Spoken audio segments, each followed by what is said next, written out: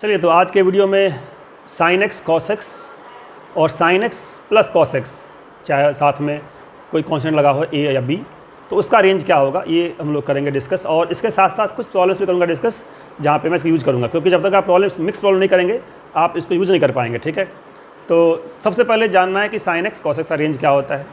तो sine x का और कॉस एक्स का रेंज आपको पता होगा, फिर भी मैं एक बार बता देता हूँ आपको कि साइन एक्स का रेंज कहाँ से कहाँ तक होता है। तो sine x is less than equal to 1 and more than equal to -1 और 1 के बीच में होगा, उससे पीछे नहीं, उसके आगे नहीं। ठीक है, ऐसे ही कॉस एक्स है, उसका भी रेंज सेम होता है। मैक्सिमम वैल्यू चाहे एंगल कुछ भी देंगे आप, मैक्सिमम 1 मिलेगा और कम से कम मिलेगा -1। ठीक है, अब ये मन में बच्चों के होती क्यूरियोसिटी कि सर ये कैसे आता है, साइन एक्स का वैल्यू मैक्सिमम 1 ही क्यों होता है, उससे बड़ा क्यों नहीं सकता। तो या कॉस एक्स का कम से कम -1 ही क्यों होता है, उससे बड़ा क्यों नहीं होता। तो बहुत सारे रीजन्स हैं। ठीक है, लेकिन सबसे सिंपल बता रहा हूँ तरीका आपको, जो आपको याद रहेगा कि sine square x plus cos square x कितना होता है, ये आपको याद होगा। Sine square x plus cos square x कितना होता है, ये 1 होता है। जिसको ये पता है वो इजीली समझ जाएगा कि साइन एक्स या कॉस एक्स का मैक्सिमम या मिनिमम कितना हो सकता है। और ये आइडेंटिटी पता है आपको, 10th क्लास से करते आ रहे हैं कि ये आपका ट्रिग्नोमेट्रिक का इंपॉर्टेंट आइडेंटिटी है, क्योंकि यहाँ से ही सारे के सारे आइडेंटिटी डिराइव होते हैं। तो अगर sine square plus cos square x 1 होता है, तो यहाँ से क्लियर हो रही बात कि साइन एक्स की वैल्यू 1 से बड़ी नहीं हो सकती, क्योंकि अगर आपने साइन एक्स 1 से बड़ा किया तो 1 से बड़े नंबर का स्क्वायर 1 से बड़ा होगा, और यहाँ पे कॉस स्क्वायर एक्स वही पॉजिटिव होगा। तो पॉजिटिव और 1 से बड़ा कोई नंबर हुआ तो ऐड करने में 1 से बड़ा हो जाएगा ओवरऑल। ठीक है, ऐसे अगर मैं कहता हूँ साइन एक्स की वैल्यू -1 से छोटी है, सपोज करिए आप कहता हूँ -1.1 है, तो -1.1 बोलने का मतलब क्या हुआ, -1.1 का स्क्वायर करेंगे तो वो 1 से बड़ा हो जाएगा, और ये कॉस स्क्वायर साथ में लगा हुआ है। ठीक है, तो कभी भी अगर sine square plus cos square 1 है, तो किसी की भी वैल्यू चाहे साइन हो चाहे कॉस हो, न्यूमेरिकली 1 से बड़ा नहीं हो सकता कभी भी, या -1 से छोटा नहीं होगा, ना तो साइन का ना कॉस का।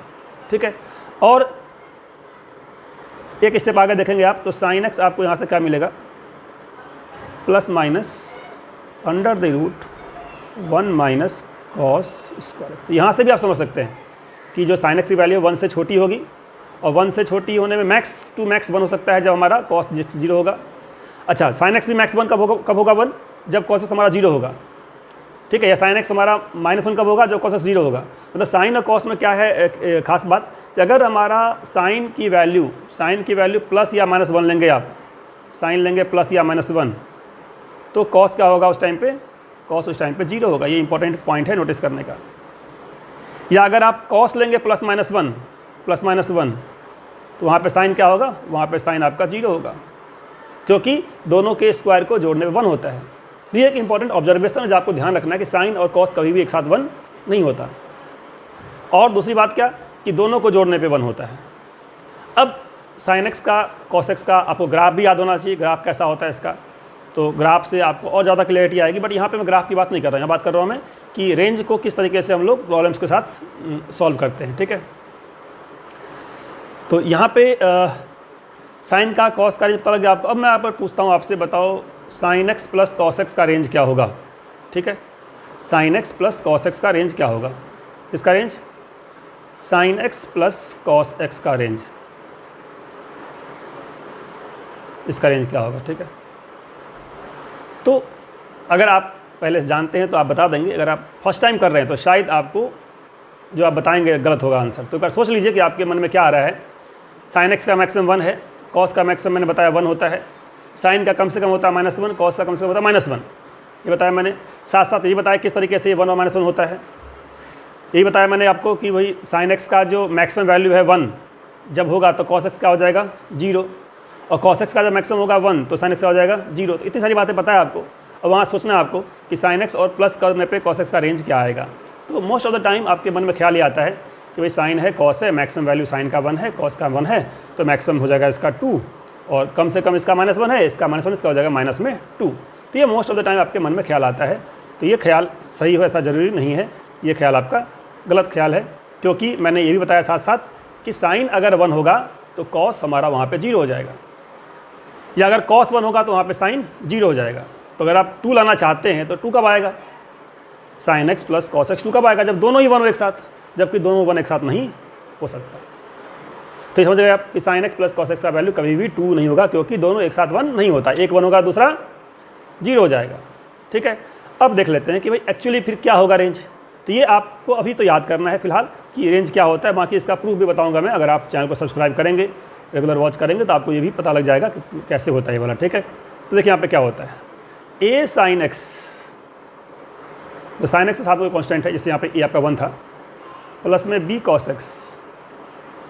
अगर ये कहीं लिखा हुआ है तो ए साइन एक्स बी कॉस एक साथ लिखा हुआ है अगर, तो इसका मैक्सिमम वैल्यू होता है स्क्वायर रूट के अंदर ए स्क्वायर प्लस बी स्क्वायर, और कम से कम होता है सेम थिंग लेकिन माइनस में। माइनस में क्या, स्क्वायर रूट के अंदर ए स्क्वायर प्लस बी स्क्वायर। तो ये बात आपको याद कर लेना है भाई क्या होता है रेंज।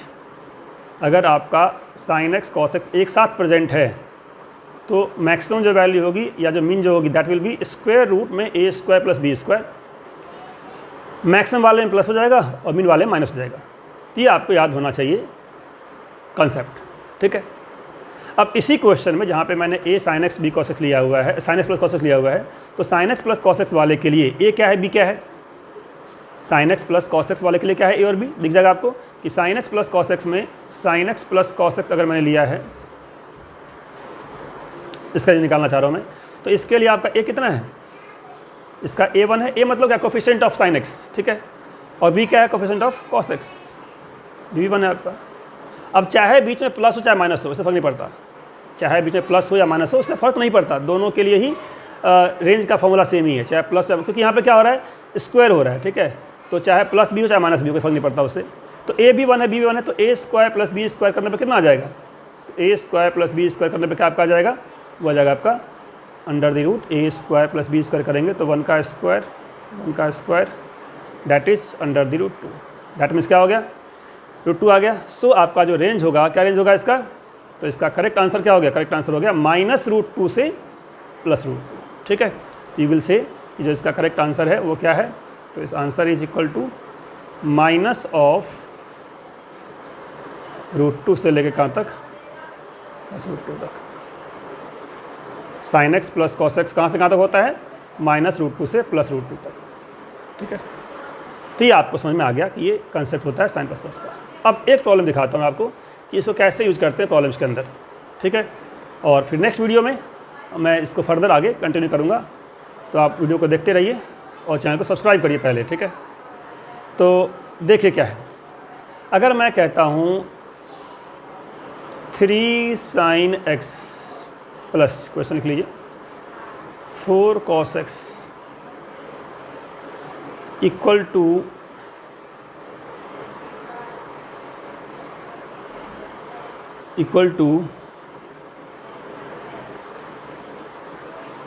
5। ठीक है, 3 sin x plus 4 cos x equal to 5, या 5 नहीं, इसको 6 कर लेते हैं। ठीक है ना, 6 कर लेते हैं, तो 6 कर लीजिए, क्या गलत 6। ठीक है, और आपसे पूछ लिया बताओ भाई इस इक्वेशन का कितना आंसर आएगा, क्या पूछ लिया, number of solutions, number of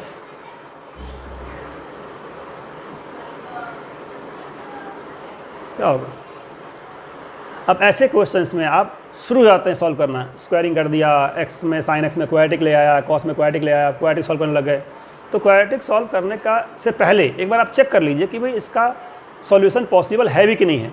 और वो आइडिया मिलता है चॉइस से, आपको 4 चॉइस दे देगा इस तरीके से, चॉइस ए दे देंगे आपको, 3 सॉल्यूशन, चॉइस बी दे देंगे आपको, 2 सॉल्यूशन, चॉइस सी दे देंगे आपको, 4 सॉल्यूशन, चॉइस बी आपको 0 सॉल्यूशन। तो जैसे ही आपको किसी क्वेश्चन में चॉइस दिखता है 0 सॉल्यूशन, आपको एक बार चेक कर लेना है क्या ये पॉसिबल है कि नहीं है। तो आप देखेंगे यहाँ पे, तो जो मैंने बताया आपको अभी रिजल्ट कि a sine x plus b cos x, तो यहाँ पे ए कितना है, 3 है, बी कितना है, 4 है। तो अगर आप अंडर द रूट निकालेंगे ए स्क्वायर प्लस बी स्क्वायर, तो कितना आएगा ये, अंडर द रूट 9 प्लस 16, दिख रहा है आपको कितना आ गया ये रूट में 25।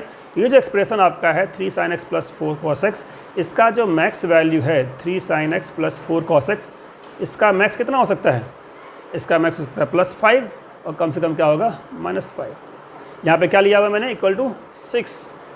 तो कभी भी ये दोनों इक्वल नहीं हो सकते, क्योंकि लेफ्ट की जो वैल्यू है वो कम से कम -5 है, मैक्सिमम 5 है, और राइट का जो मैंने वैल्यू लिया वो लिया मैंने 6 लिया हुआ है, ठीक है। तो ये आपका एक एग्जाम्पल हुआ जहाँ पे इस तरीके से हम यूज करते हैं।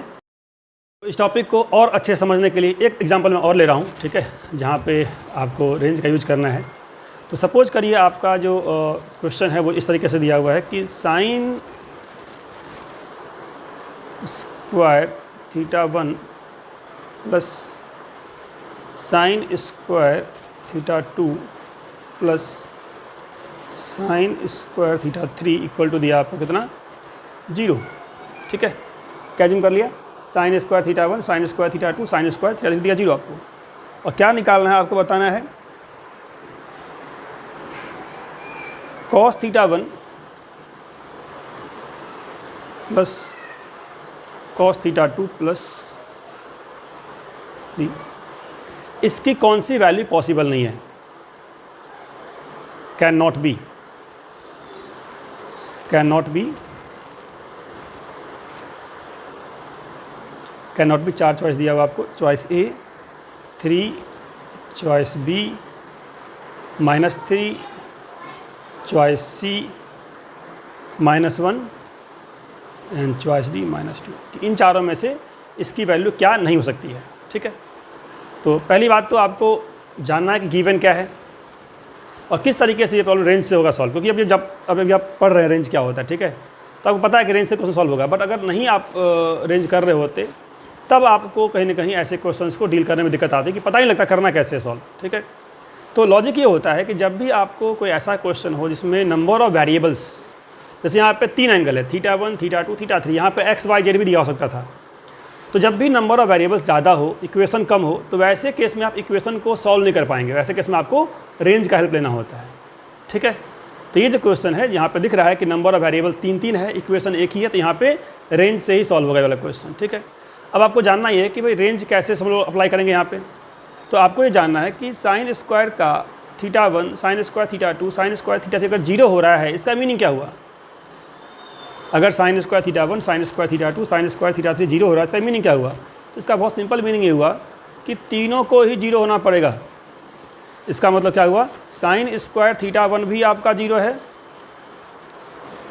साइन स्क्वायर थीटा 2 भी आपका 0 है और साइन स्क्वायर थीटा 3 भी आपका 0 है, तभी जाकर के तीनों का सम 0 होगा। अगर 3 वैल्यू 0 हैं तभी सम 0 होता है। अब यहाँ पे अगर तीनों का सम 0 है तो तीनों सिंगल 0 है। और मैंने क्या बताया था आपको थ्योरी में कि sine square theta plus cos square theta कितना होता है, 1 होता है। तो अगर साइन स्क्वायर थीटा 0 है तो कॉस स्क्वायर थीटा 1 के लिए अपने पास क्या क्या ऑप्शन है, 2 ऑप्शन है, या तो +1 या फिर -1। मतलब कॉस स्क्वायर थीटा तो 1 होगा, लेकिन अगर कॉस थीटा की बात करूँ तो कॉस थीटा 1 की वैल्यू क्या हो जाएगी, +-1। क्योंकि cos sine square theta cos square theta होता है 1, साइन स्क्वायर थीटा आपका 0 है तो कॉस स्क्वायर थीटा आपका हो गया 1। तो कॉस थीटा की 2 वैल्यू होगी +-1, 2 वैल्यू, ठीक है, 3 नहीं 2 वैल्यू +-1। ऐसे ही आपका कॉस थीटा 2 भी क्या हो गया +-1 एंड कॉस थीटा 3 भी क्या आपका हो गया +-1, ठीक है। अब आप जान गए cos theta 1 cos theta 2 cos theta की वैल्यू क्या क्या हो सकती है। अब क्वेश्चन में क्या पूछ दिया कि इन तीनों को जोड़ने पे कौन सा वैल्यू नहीं हो सकता, इन तीनों को ऐड करने पे कौन सी वैल्यू पॉसिबल नहीं है। तो अगर मैं पहली बात करूँ cos theta 1 cos theta 2 cos theta 3, मान लिया तीनों 1 है, तो अगर तीनों 1 हुआ तो आंसर 3 हो सकता है। तो आंसर 3 तो पॉसिबल है। अगर cos theta 1 cos theta 2 cos theta 3 अगर तीनों हुआ -1 तो क्या आ जाएगा -1 -3 पॉसिबल है। अब -1 -2 में देखते हैं कौन सा पॉसिबल कौन सा पॉसिबल नहीं है। मान लीजिए आपका cos थीटा 1 cos थीटा 2 दोनों -1 है। अगर cos थीटा 1 cos थीटा 2 दोनों -1 हुआ और cos थीटा 3 आपका +1 है, तो 2 माइनस में है 1 प्लस में है, तो -2 + 1 कितना होगा -1 पॉसिबल है। क्या -2 पॉसिबल है? -2 पॉसिबल होने के लिए 2 कैसे होगा पॉसिबल? अगर तीनों लिया -1 तो पॉसिबल नहीं है। अगर 2 लिया -1 तो 1 होगा +1, तो 2 - 1 1 + 1 का कितना हो जाएगा आपका, हो जाएगा -1, ठीक है। तो -2 कभी भी आपको तीनों को जोड़ने पे नहीं आएगा, क्योंकि जो तीसरा है वो या तो 1 है या -1 है। अगर वो 0 होता तो आपका आ जाता, लेकिन क्या है तीनों ही -1 है या फिर तीनों +1 है, या 2 - 1 1 + 1 या 2 + 1 1 - 1, तो कभी भी आपका -2 पॉसिबल वैल्यू में नहीं आ सकता। क्या +2 आ सकता है? +2 भी नहीं आएगा, क्योंकि अगर 2 लेंगे +1, तीसरा लेना पड़ेगा -1, तो +2 -1 दैट इज +1, तो +2 या -2 कभी भी आंसर में नहीं आएगा। तो ये आपका करेक्ट आंसर हो गया -2। तो आप बोल देंगे क्या कि आपका करेक्ट आंसर क्या हुआ, -2, क्योंकि आप पूछा है नॉट पॉसिबल, कौन सा नॉट पॉसिबल है, ठीक है। तो नॉट पॉसिबल का आंसर क्या हो गया, -2, ये पॉसिबल नहीं, ठीक है। तो आपको होप समझ में आया होगा क्या है फंडामेंटल ऑफ रेंज, और ये तो बस शुरुआत है, स्टार्टिंग है, इसमें बहुत डेप्थ है इस टॉपिक के अंदर। मैंने आपको इतना बताया कि साइन थीटा और कॉस थीटा का रेंज क्या होता है और किस तरीके से हम लोग प्रॉब्लम सॉल्व करते हैं, ठीक है।